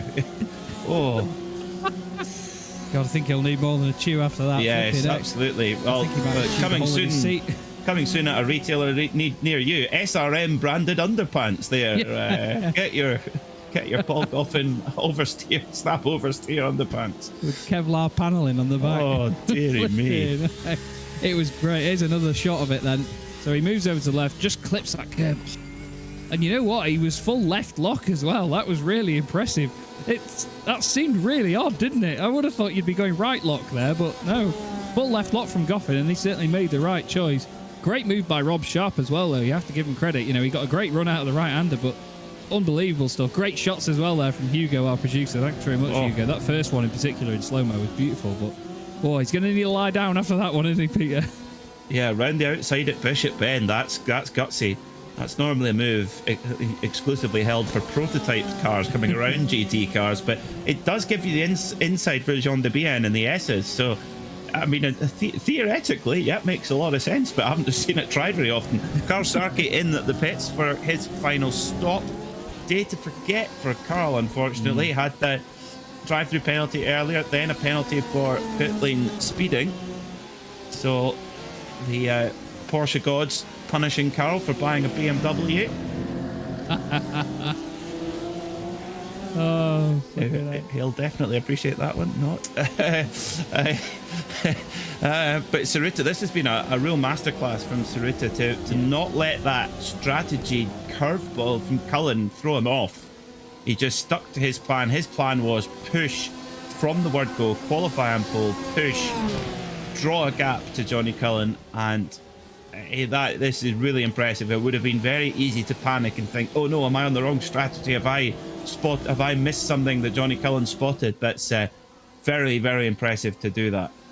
Yeah, it's one thing sort of trying to make it work, but then actually ploughing on and having that pace, you know, it's just very, very impressive. Really, really good stuff from him. And I'm excited to see what the last couple of minutes of this race hold. We've got James Cummings and Mark Johnson still glued together here. James now in front in the bright orange number 2 machine. Mark Johnson just behind car number 44. Into the pits is Stuart Clark. Stephen Kershaw's been past him 7.2 seconds for Stuart Clark. Showed you that now in these dying moments they really don't need much fuel at all. But Stephen Kershaw's doing an amazing job, isn't he, Peter? 12 places gained in this race, started 17th on the grid.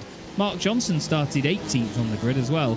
So some of these guys have been flying through. The biggest mover in the field is actually Gilles Gardner. Started 26th. He's up to 13th for now. Of course, the pit stops do still need to fully phase through, and it's the same for the other guys I've just mentioned. But some great, great drives here that, again, it's just down to people picking their battles at the right time, isn't it? Yeah, it shows you how different formats suit different drivers. I would definitely put myself in the bracket of more of the endurance side of things, where not really brilliant outright pace and not brilliant racecraft, but can sort of plod on and do sort of 2 or 3 hour stints. Yeah. Without too much fuss. Bathurst last weekend aside, but it's a special example, I think. But yeah, it definitely does suit. Gilles Gardner, just as we mentioned, was coming to pit road for his last stop, so we're gonna have busy pit road over these last few minutes. But yeah, Kershaw, he holds net. He holds a over 20-second gap to Danny Jones. He's on the same strategy, so he's looking good for an AM class win, and to bring him up. Oh, it's Danny, just as we say, Danny Jones. Well, that will increase the gap, and will Danny Jones be able to hold on to second in AM as he rejoins the circuit? I think he might be okay. He did have about 16 seconds in hand to Ryan Penny in 3rd place. So Ryan Penny's fantastic season continues. Oh, that's rotten luck. Wasn't Cummings, was it? No, it was. There was another car around him. Another orange car. Yeah, trying to figure out who that Soper. might have been. Yes, I think it may have been Andrew Soper. Yeah. But all it takes is just for one driver just to lose it like that. And I mean, we saw it at the start of the season, didn't we? Who was it? Was it Drew Fletcher? No, it wasn't Drew Fletcher. Apologies, Drew. Someone lost it out of the last corner at Sebring and took out Johnny Cullen from the lead. Oh dear. Well, Andrew Soper, Scooby-Doo, he'll be licking his wounds now. And he's down in no Scooby snacks, no. And he's in the pit lane now as Andrew Soper, so it's not been a good day, and I'm sure he'll feel terrible about that, because it was an honest mistake, but nothing Danny Jones could have done. He would have got quite a fright there, actually, because they were quite far apart on the different sides of the road. But well, Danny Jones is into the pits now, and of course Danny Jones has already used his fast repair, so oh dear. So that does then put Ryan Penny up into 2nd position in the AM class and puts Ralph Meyer up into 3rd. Ralph's in 8th in the championship at the moment, so that would really help his campaign. And there's Ryan Penny in the Yost coloured machine, the Yost 962, and that's damage to the rear wing there for Ryan Penny. Yeah, looks like he's had a bit of a tap somewhere along the lines. Maybe it wouldn't have been. The John Virgo trick shot, of course. Yeah, that but he hit. front of, It would have been the front end of the car that would have got bent. So I'm not quite sure where that's come about. Whether he's had another little excursion after that. Andrew Soper has posted in the Discord apologising to Danny Jones. He said he was just trying his best to stay out of the way.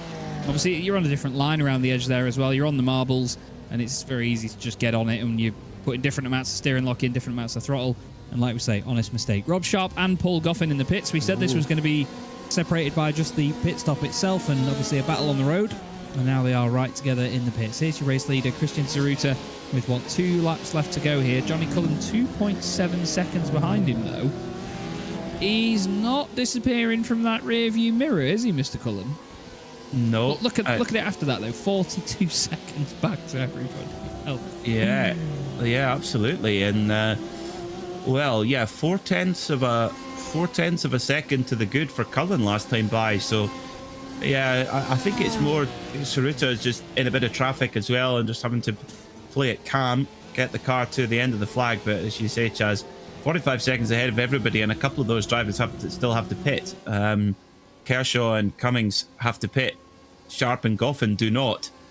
Interestingly, there, Sharp is now, if I can reload my timing screen, Sharp is 4.6 seconds ahead of Paul Goffin, even though they were in the pits for a very similar amount of time. So on in-lap, Sharp's made a big difference there.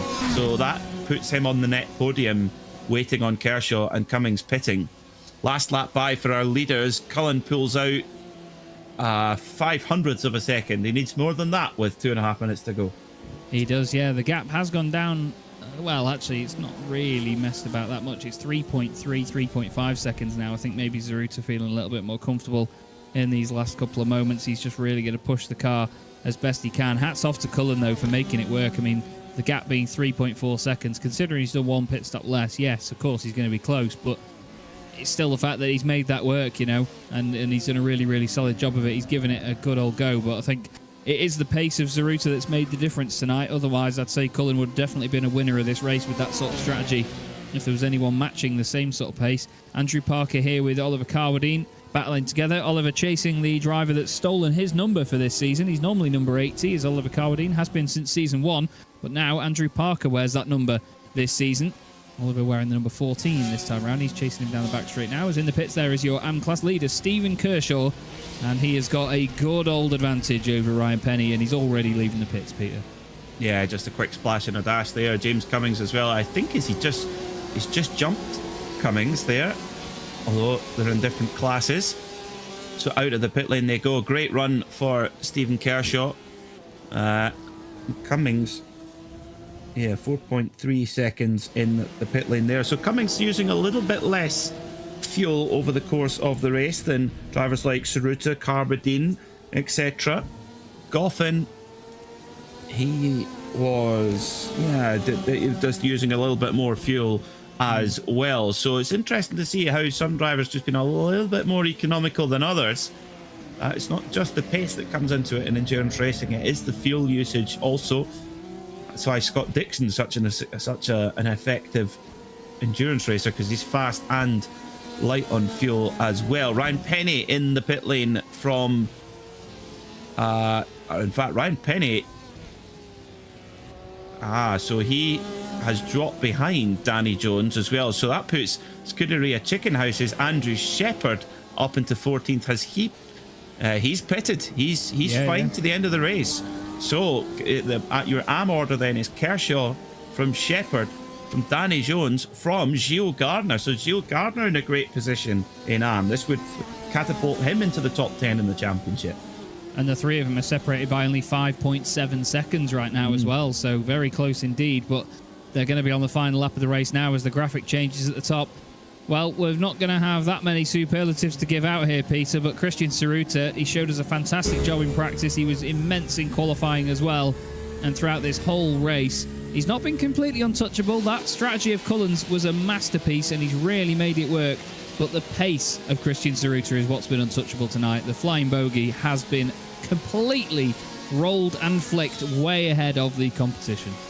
Yes, it certainly has. 0.7 of a second quicker on best outright lap time over Johnny Cullen, but he's had to do that consistently Saruta's had to push full attack for an hour without a mistake. That's not easy to do at this circuit, Sebring, the vicious Sebring International Circuit in Florida, and in this pretty savage car as well, the 911 RSR. But our championship leader, Christian Saruta, he's had 3 podiums. He's only had 1 win so far this season, but this will be his second. Christian Saruta is your winner here at Sebring International Raceway in the Porsche Club of Great Britain. The championship leader marches on. Glorious win by Christian Saruta. Absolutely decimated them. Really lovely to see. Perfectly executed, almost textbook performance that. Johnny Cullen, though, what a drive by him. Very, very well done by Johnny. He made a great strategy work. It's just that slight pace difference. But 3.6 seconds, Peter, you can argue he lost a lot more than that in that first stint by fuel saving. And to be honest, I think if there was any slight mistake from Saruta, we'd be looking at a very different result.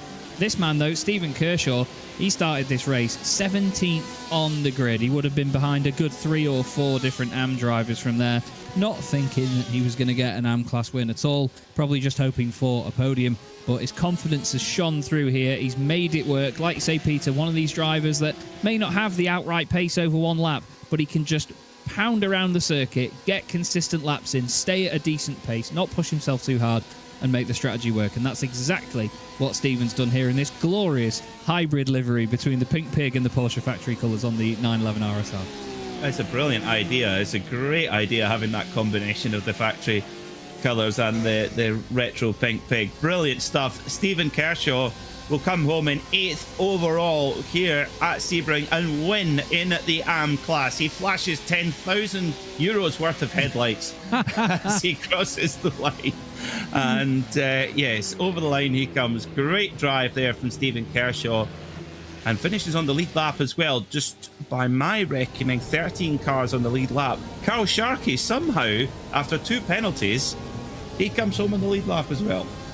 Amazing. 13th place, Carl Sharkey. Very well done. And hats off to our other podium finishers in AM as well. Andrew Shepherd would have taken 2nd place there with Danny Jones behind him. And Rob Sharp takes an overall podium, even after that half spin earlier on as well. What a great drive that is by Rob in the Orborist machine. We've got Christian Saruta now coming down the start-finish straight to do some donuts in celebration, which is lovely to see. Some of the best sounding donuts you'll ever hear. Our camera is... Oh, no, he's just pulled it over. Oh, Christian, he's probably run out of fuel. I was hoping he was going to do some donuts there, but no, he's just parked the car in a pretty place for a screenshot and off he goes. But there's your result, Peter. What a race. Oh, what a race indeed. Christian Saruta wins by 3.8 seconds from Johnny Cullen. They're the 2 at the top of the championship, 2 at the top of this race. Rob Sharp, what a drive from him to finish 3rd overall, and that really helped his championship campaign. Paul Goffin comes home in 4th position, with Stuart Clark in 5th.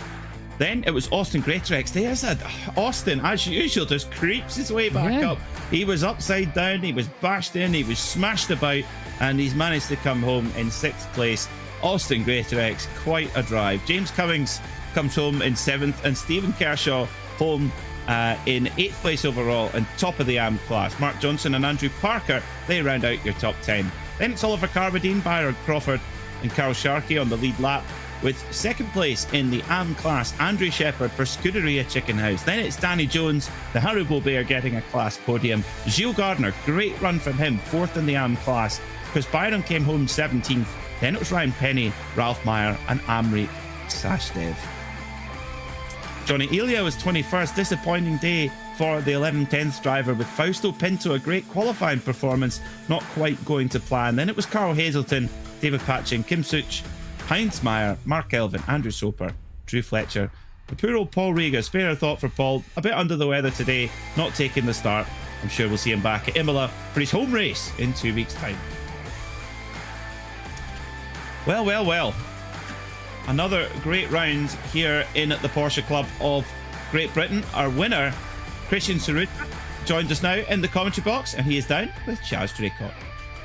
Christian, you must be absolutely over the moon with that, my friend. I mean, it was maybe a little bit nip and tuck at points when you saw Johnny closing in, but you must have had supreme confidence in your pace there, because that was very impressive. Well, I'm a bit disappointed I got a 1x. No, I'm joking. Oh, my heart bleeds. No, I think Johnny was running the new RSR hybrid spec, because I do not know how we did that one stop. It was like, I didn't even just touch and go, so he was doing something magical there, and I was slightly concerned when I came in, and then he went by, and then he went by again, and he went by again. I was like, "Oh, need to get a move on here." So the middle stint, I pushed a bit harder, and thankfully managed to just come out in front, because I think it would have been tricky to pass, because he'd done all the fuel saving early on and saved his pace for the second half of the race, because he was a lot quicker in the second half. Well, it was definitely entertaining for us, because obviously in the first stint we saw you just disappear off up the road, and then it sort of crossed our minds a little bit that, you know, there might have been a bit of fuel saving going on. So we thought, hang on, there's still definitely a race on here. But what was the secret to the pace tonight, Christian? Because you were just so supreme in every sector. It was just awesome to see. I don't know. Rolling True it, magician never reveals his secret. Yeah, rolling it and flicking it. I have had to play around with my brakes actually, which may have helped. I don't know if it helped or hindered, but yeah, turns out I'm getting the hang of this sim racing thing. Well, it's certainly a vital part, obviously, especially around here as well. You know, there's so many important braking zones, and in a car like this where you can so easily snatch a brake as well, it does make an absolute world of difference. Was it a car track combo that you enjoy? Because I mean, they looked like absolute missiles around here. Yeah, definitely. I mean, I am sweating my nuts off now, because it's so bumpy. My steering wheel's been. I'll be amazed if I don't end up with carpal tunnel syndrome after this. But no, I think it's a fun track. There's a few bits where you just got to get into the rhythm. Yeah. I think the trick was just not pushing too hard, don't brake too late, just making sure you hit every apex, don't overcook the tyres, pushing wide, and just seemed to manage to maintain that pace the whole way through. So it's a good race. And next round, March the 1st, we're going to be at Imola. Is that a circuit you enjoy? There's a lot more high curbs there as well. It's a circuit I very much enjoy, but unfortunately, I'm going to be in the States with work. So, oh man, that's a bit annoying. It'll certainly make things interesting for the rest of it, because I need Austin to turn up for that one and make sure he fires Johnny off or something. Maybe I'll slip him a tenner next week. Well, I mean, enjoy your time in the States, of course. I know you say it's for work, but still, it's nice to head over there, I imagine. But we'll miss you at Imola, Christian. But honestly, tonight was very, very impressive. Thank you very much for joining us, and we'll hopefully speak to you again before too long. Yeah, thanks very much. See you next month. Yeah, cheers. See you. Cheers, guys. Bye. Well, there we go. We won't be around for the next round of the championship, Peter. Big shock there. Big announcement from Christian Cerruta, driver of the Flying Buggy. It'll give his arms a rest by the sound of it as well. Right, who should we speak to now? Do you know what, Chaz? I think we'd have a chat with Stephen Kershaw, yes, our AM class winner. Stephen, welcome to the RaceSpotTV commentary booth. A great drive. How do you feel about that one? Oh, absolutely stoked. Absolutely stoked. It was one of the only races I've done for the last couple of years ever actually, where I didn't really make too many mistakes. So, I'm absolutely delighted with that. And by my calculations, correct me if I'm wrong, that pops you into the lead of the AM Championship. How do you feel about the campaign for that highly coveted crown? Yeah, good. I was just chatting to Rob in the waiting room, and I think he might have had an incident with ammo during the race. So I said, you can do as many of those as you like. keep him behind me at all costs. Yeah, it's a long way to go yet, though. There's a lot of backhanders going on. Christian Cerruta is going to give Austin Greatorex a tenner to nerf Johnny Cullen off. No, he's not. No, if there's any of that going on, we'll know about it. We know where it came from. Now, final question for you, Stephen. The livery. We've got to talk about this. Something I never thought I would see, the RSR factory colours and the pink pig very subtly combined. We love it. We absolutely love it here in the commentary box. Tell us about the thinking behind it. Yeah, I just wanted to pay tribute to the sort of the two liveries really that Porsche used. So I definitely wanted to get a bit of pink pig in it, but I'm not sure that Andy Martin usually races those colours, so I didn't want to steal his thunder. So I just thought, let's just put a little bit of pink on it, and yeah, so that's what I've done. I love it. I love it. Well, well done on your win today, Stephen. It was a great drive, and good luck for the next round at Imola. Yeah, thanks very much. Cheers, Peter. Lovely stuff. Lovely. You can tell just how happy he was with that, and I love hearing that. I love hearing that from drivers. Right, who are we going to have next? Your last one, Chaz. You choose. Let's go with Rob Sharp, shall we? Because he had a bit of everything in that race, and he had to work rather hard indeed to get that podium result. Rob, welcome back to the RaceSpotTV commentary box, my friend. It's good to speak to you again. You must be very pleased with that, getting a podium, especially after the half spin and all the hard work you had to put in. That was a tough one. Yeah, it was a tough race, absolutely. And I've just been, while I've been waiting for an interview, I've just been watching the incident between myself and Amo, I think. And it looks that my car just snapped to the left and knocked him off, which oh dear, terrible. But, you know, it was obviously not intentional, so apologies to Amo. Well, it's one of those circuits, isn't it? It's a very bumpy place around here at Sebring. The cars move around a lot more on the brakes and even on the throttle as well. I mean, you found out yourself when you were sort of braking and then getting back on the throttle at turn one. It can so suddenly go around, can't it? Yeah, I thought it was game over at that point, but somehow it kind of... I don't know how close I was to Paul, you know, because I must have nearly hit him as I spun, but he avoided brilliantly. And then, yeah, I had to do it all again. Well, Peter and I had our hands over our eyes when the car went sideways into the path of Paul Coffin, but it only just missed him. And it was, I mean, I'm sure Paul breathed a sigh of relief as well. But when we saw you coming back past Stewart and then closing in on Paul again, we suddenly realized that, you know, Rob could be on for a podium here. And it was a great scrap towards the end. Were you really sort of fired up with a bit of red mist after the mistake, or did you remain really calm at that point?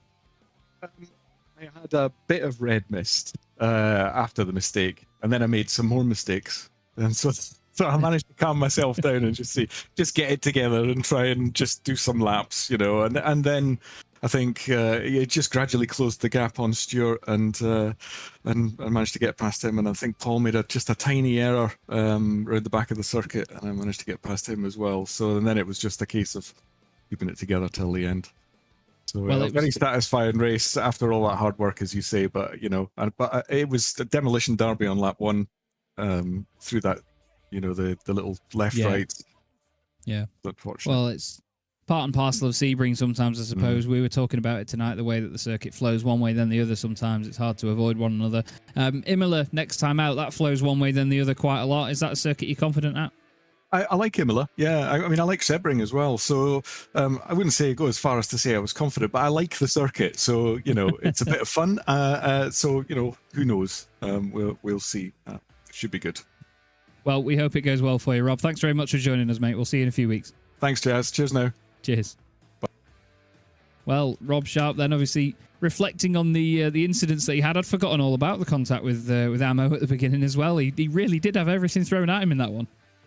He certainly did. Yeah, I think he's. It was a very honest assessment there from Rob, but a great run, a great finish to get on the podium. Gets his championship campaign very much on a good footing. What a race it was! Fantastic stuff. Final thoughts before we close off here on RaceSpotTV, Chaz. And a Sebring endurance race, 1 hour, but what we packed into that hour. Oh, absolutely. You know, we always look at these endurance races that are 3, 6, 12 hours long, and you think, wow, it's going to be hard to sort of get that same feel, that same buzz of strategy and pit stops in a 1 hour race. But honestly, if you do mess with the fuel and you limit that and you force drivers to have to play their hand with that, it can be so exciting. It's a great format having a 1 hour endurance race, and I really hope we get to, well, I know we get to do more of these this season. So yeah, I'm looking forward to it, mate. That was a cracker. Yeah, it was very good indeed. Well, we are back in 2 weeks' time, 8 o'clock UK time, March the 1st. Join us at Imola, the Autodromo Internazionale Enzo Edino Ferrari to give it its full nomenclature. Myself, Peter Mackay, and Chaz Draycott will be back here on RaceSpotTV to take you through all the action. Tonight, it was the night of Christian Tsuruta and the Flying Bogey. He extends his championship leads. Join us in 2 weeks to see if he could be caught. Thanks for watching.